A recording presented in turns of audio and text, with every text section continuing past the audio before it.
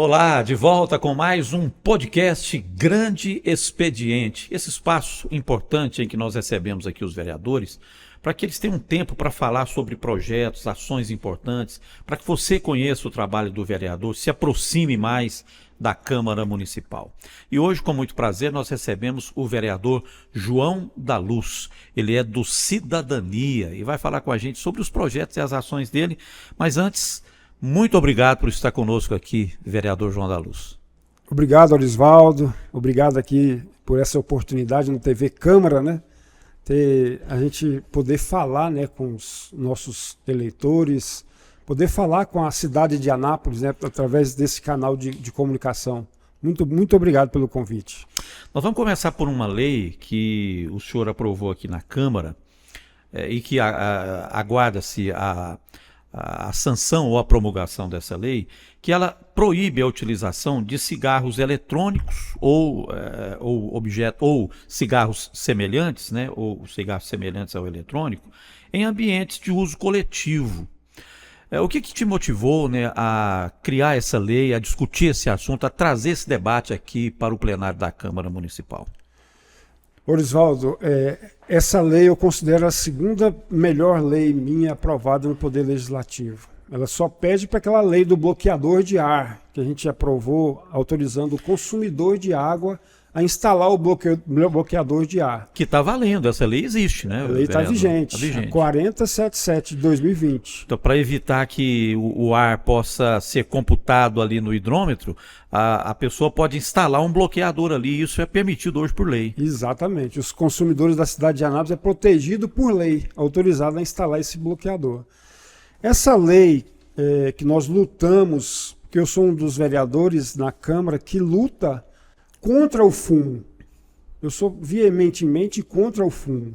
Nós sabemos o prejuízo que é o cigarro na vida do cidadão, né? Quantas doenças, né? Mais de 50 doenças o cigarro pode provocar num ser humano. E esse cigarro eletrônico, a Anvisa já proibiu, ela já fez as análises, é extremamente prejudicial. E hoje nós estamos vendo aí jovens, 25 anos, 30 anos, tendo morte súbita. Você vai ver o histórico, Orisvaldo, o usuário de cigarro eletrônico, de narguilé. Então eu entrei nessa briga para poder aprovar aqui na Câmara de Vereadores. Sou muito grato a todos os vereadores que ajudou a aprovar essa lei. Essa lei foi encaminhada agora para a sanção do prefeito Márcio Corrêa. E nós esperamos ela ser sancionada em breve ou promulgada. Essa lei, nós fizemos essa provocação para poder mostrar o quanto é prejudicial, porque ela está ligada. Hoje não existe uma análise correta de quantos componentes químicos, né, compõem um cigarro eletrônico. E a gente vê as pessoas usando de forma deliberada em todo lugar, em espaço fechado, onde tem várias pessoas, porque exala uma fumaça perfumada, né, Orisvaldo? Gostosa, não é? Esse infelizmente, é uma armadilha, uma armadilha, um atrativo. E ele é fácil de encontrar em qualquer local, qualquer comércio, você vai lá, ele está lá à disposição para venda, sendo que é proibida. E nós temos aí provocado os órgãos de proteção, né, postura, os órgãos de fiscalização, para fiscalizar, porque é proibida a venda desses produtos na cidade de Anápolis. A gente está encontrando em qualquer ponta de comércio, a gente encontra para ser vendido, né? E a gente hoje, facilmente, você lê aí nos sites especializados, nos sites informativos, notícias, né, de morte de jovens, de pessoas, pelo consumo desse tipo de cigarro eletrônico, né, os vapes da vida aí. Há um crescente número, não só de pessoas que ficam inutilizadas, porque ele ataca o pulmão e ataca o corpo todo, mas também as mortes e outras pessoas que não são consumidoras, né, mas que sofrem os efeitos disso aí, que é aquela contaminação indireta, né? Só um dado interessante, Orisvaldo. A expectativa de vida de uma pessoa que usa o cigarro, ela é maior do que a expectativa de quem usa o cigarro eletrônico. Porque o cigarro, ele alcança os órgãos. O cigarro normal, ele alcança os órgãos. coração, pulmão, o cérebro. O cigarro eletrônico, ele alcança as artérias, por isso a expectativa de vida de quem usa o cigarro eletrônico, ele é menor. E ele alcança as artérias, as veias, e aí a pessoa às vezes tem a morte súbita e fica aí procurando explicação do porquê. Aí você vai ver o histórico, usuário de cigarro eletrônico, usuário de narguilé.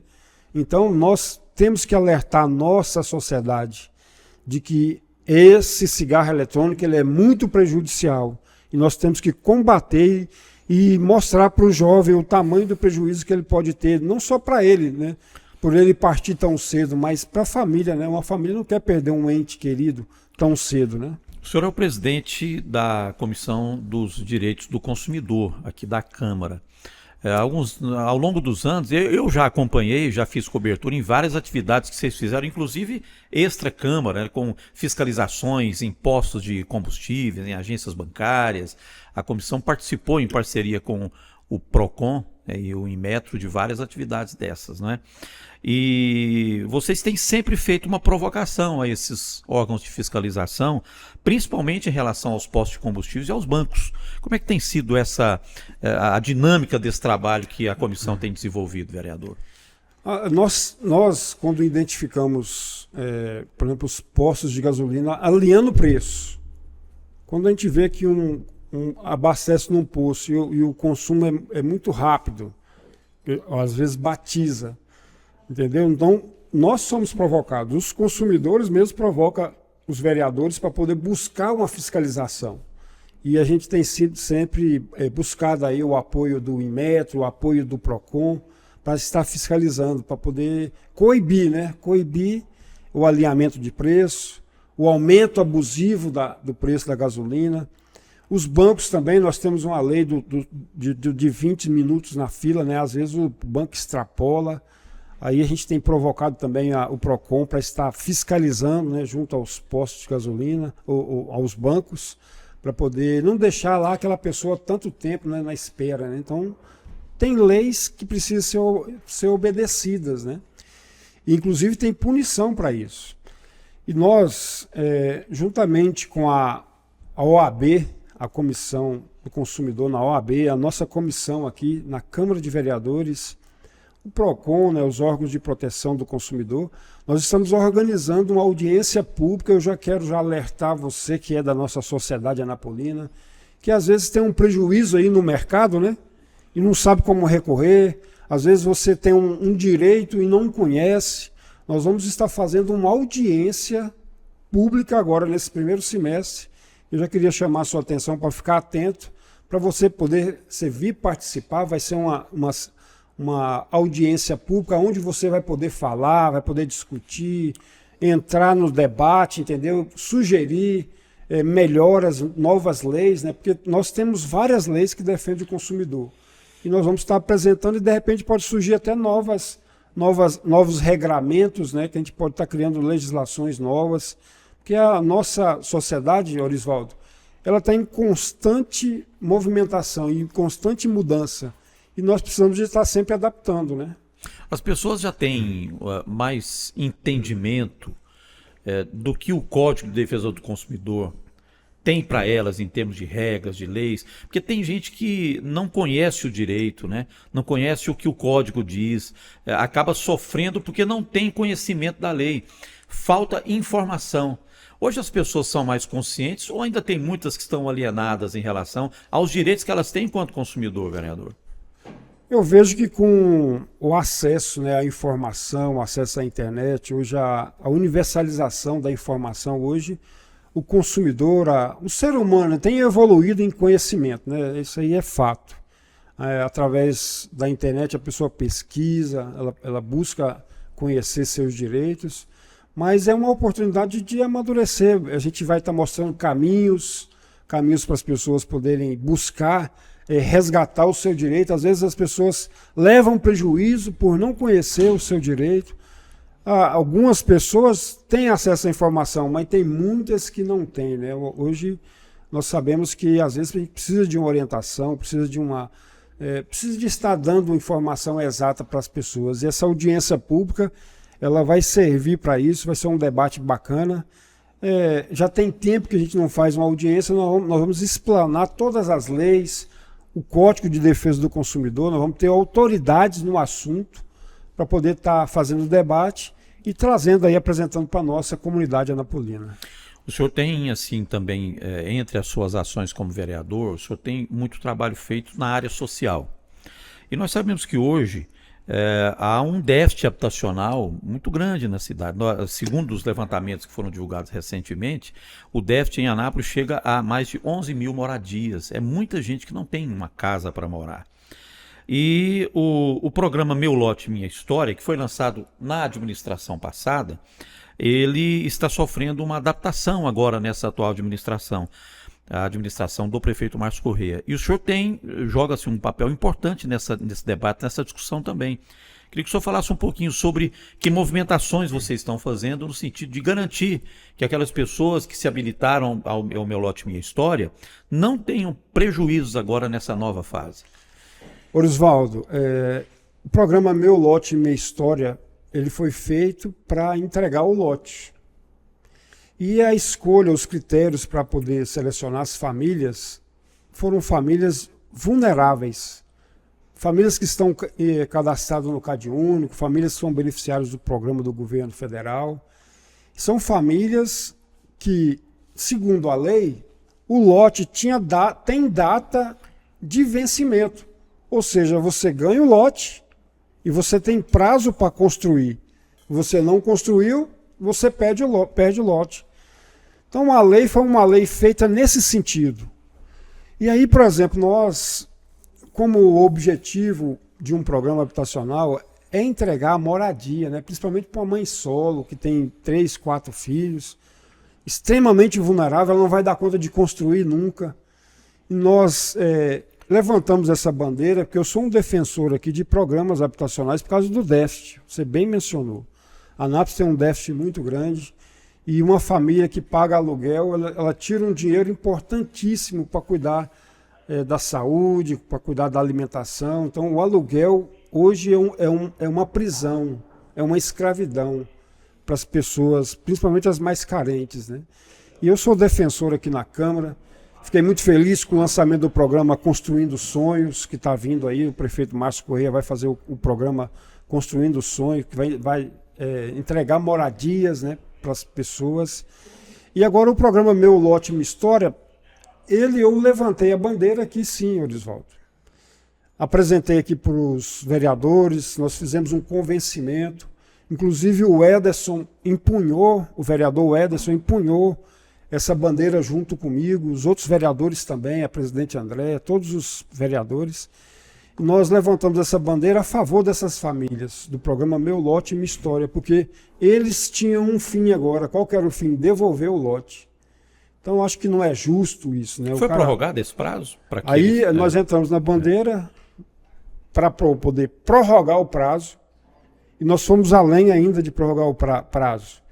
Nós apresentamos para o prefeito Márcio Corrêa, o prefeito Márcio Corrêa encampou, e nós temos feito algumas reuniões com a Caixa Econômica, com a Secretaria de Habitação, com o secretário Tiago, e construindo o quê? Possibilidades.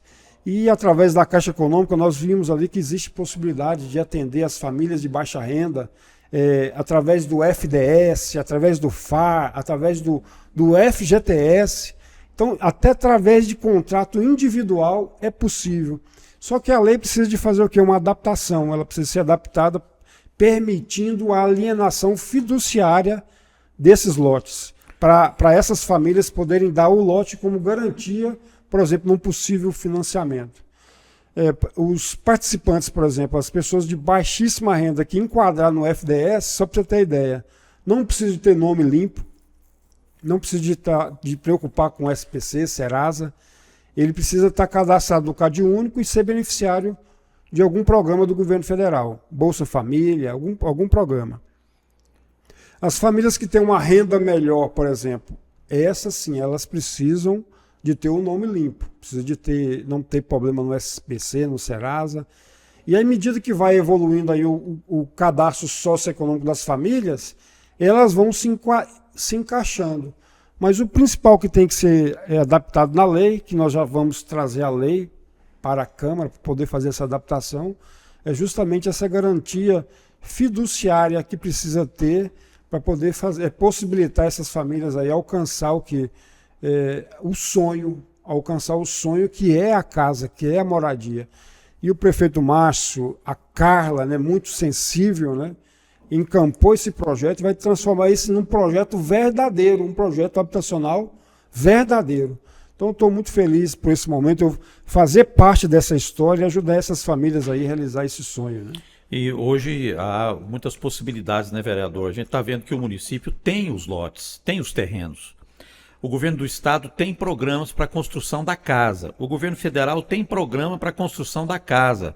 Então, na somatória aqui, a gente visualiza uma coisa interessante para frente. O município entra com os lotes, né, o governo do estado e o federal entra com a casa. E você contempla a família com a moradia. Oswaldo, aí pronto, aí praticamente você... É a cereja do bolo, né? Praticamente você juntou tudo aí, somou e viu que é possível, né? Porque eu vejo o seguinte, governo federal quer investir, tem os programas para alcançar essas famílias. A prefeitura tem os lotes, já disponibilizou, então por que não somar esforços para ajudar essas famílias a realizar o sonho? Então é isso que está acontecendo na cidade de Anápolis. Essa maravilha de somatórias para ajudar pessoas, cidadãos, né, que precisam do esforço do poder público para poder ajudar ela a seguir na vida, né? Porque você ter uma moradia é importantíssimo, é um primeiro passo, mas ela tem vários outros problemas. O senhor, vereador João da Luz, tem um contato muito próximo também com os construtores da cidade, né? Especialmente aqueles pequenos, médios construtores, que constroem casas populares, né? Basicamente dentro daquilo que nós estamos falando aqui, da necessidade de você ter casa para a população de baixa renda, a população vulnerável, aquela que está vivendo de aluguel, quer sair de um aluguel aí de R$1.000 para poder pagar uma mensalidade de R$50 para ela ter a casa própria. Então, existe um universo muito grande. E os próprios construtores que já estiveram aqui, o senhor fomentou uma reunião aqui na Câmara dos Construtores com os vereadores, eles estão se manifestando em relação à possibilidade de que seja novamente liberado o alvará de construção, para aquela construção das casas de condomínio. São aqueles lotes que você constrói ali 3 casas no mesmo lote para as pessoas viverem naquelas casas, que normalmente é uma casa aí de 50 metros quadrados aproximadamente, né? Como é que o senhor tem acompanhado esse caso? Qual é a visão que o senhor tem desse debate? O que pode ser feito, né, para resolver essa demanda aqui, vereador? Oswaldo, eu vou resumir para você. A construção civil é uma cadeia. E ela está ligada ali, ó. Como é que é a ligação dela? O fabricante do material, o distribuidor, a casa de material que comercializa os produtos, os pedreiros e os serventes, os pintores que trabalham, que produz, que faz essa transformação desse material. Isso é uma cadeia produtiva de emprego e de renda, construção civil. Ela se resume a isso. E nós temos na cidade pequenos construtores que movimentam essa cadeia. Nós temos na cidade de Anápolis aproximadamente uns 150 a 200 pequenos construtores. E temos grandes construtoras também, né? Mas os pequenos construtores hoje, eles estão sobrevivendo, ajudando a realizar o sonho de famílias que às vezes não têm condição de comprar uma casa mais cara, mas ele pode comprar uma casa mais barata, Oswaldo. E ele inicia ali com aquela casa, à medida que ele vai melhorando, ele já vende aquela casa, passa para uma melhor, mas ele já começa, já sai do aluguel. Os pequenos construtores hoje ajudam na realização do sonho daquele que tem condição de comprar uma casa mais barata. Hoje, com os juros altos, a inflação altíssima, a taxa Selic lá em cima, 15 pontos, o financiamento de uma casa de 300 mil para cima, a prestação hoje está inviável para qualquer um. O que esses construtores acharam? Eles acharam um produto acessível, um produto mais barato, que dá para alcançar aí as pessoas que têm uma renda menor, mais baixa, e que o juro é menor, que o programa do governo federal para essas casas, Minha Casa Minha Vida, faixa 2, o juro é menor. Então eles acharam esse produto, que é justamente essas casinhas em condomínios, 3 casinhas num lote, uma casa fica mais barata, fica mais acessível, e aí tem condição de quê? De vender, é um produto que vende. Hoje o corretor, por exemplo, está às mínguas, porque não está vendendo o produto, o corretor, só para você ter ideia. Porque o alvará está momentaneamente suspenso também, não é isso, vereador? O tempo, você vê o tanto de gente envolvido, né? O que aconteceu? Estava sendo liberado o alvará através de um memorando. O memorando é um documento que foi feito ali, um acordo que foi feito dentro da Secretaria de Habitação, com os construtores, os engenheiros e tal. Eles fizeram um acordo e documentaram. Eles não criaram uma lei específica para isso. Porque, na verdade, a lei do condomínio já existe, né? Aí os construtores propôs uma adaptação na lei e tal, para possibilitar fazer ali os acessos. E hoje o que acontece? Os acessos para esses condomínios é praticamente linear. Eles fazem o rebaixamento em toda a extensão da frente da casa. E isso não pode, a lei não permite. Então, aí, por exemplo, nós acreditamos que existem possibilidades que podem ser atendidas para poder fazer um acordo e criar uma legislação, criar uma lei específica, fazer alguma adequação, aumentar o recuo, diminuir o tamanho das casas, passar para 2 quartos, entendeu? Então eu acredito que existe possibilidade, uma organização legal para a gente poder atender a demanda desses construtores e das pessoas também que precisam desse produto. Hoje tem aproximadamente mais de 3.000 casas dessas que já estão em fase de construção, que hoje existe o quê? Praticamente uma preocupação, uma instabilidade tremenda, porque esses pequenos construtores investiram, gastaram dinheiro, gastaram mão de obra. E além da questão E eles estão num momento agora de extremamente insegurança jurídica do investimento feito. Então a Câmara, acho que a Câmara, o prefeito Márcio, precisa analisar, estudar uma forma legal de possibilitar eles empreender, de possibilitar eles trabalhar, gerar emprego e renda na nossa cidade de Anápolis. E além da questão social, né, que é mitigar esse déficit habitacional que a cidade tem, e da empregabilidade, que está tanto em linha ascendente quanto descendente desse processo de construção de casas, tem uma outra situação. Quando a pessoa passa para tentar casa, ela vai pagar a energia, ela vai pagar a água, ela vai pagar o IPTU, então ela vai gerar recursos, impostos, taxas. Segundo até os próprios construtores, há um potencial para gerar mais de 7 bilhões de reais para o poder público. Inclusive então, até tem essa o questão ITBI também, né? O ITBI é um ITBI, imposto. Um imposto que vai para a prefeitura. Então eles... Ainda tem esse lado aí, que é o lado da arrecadação de tributos, de impostos. Né? Então eu acredito que nós vamos sim agora, nos próximos dias, construir aí uma forma de...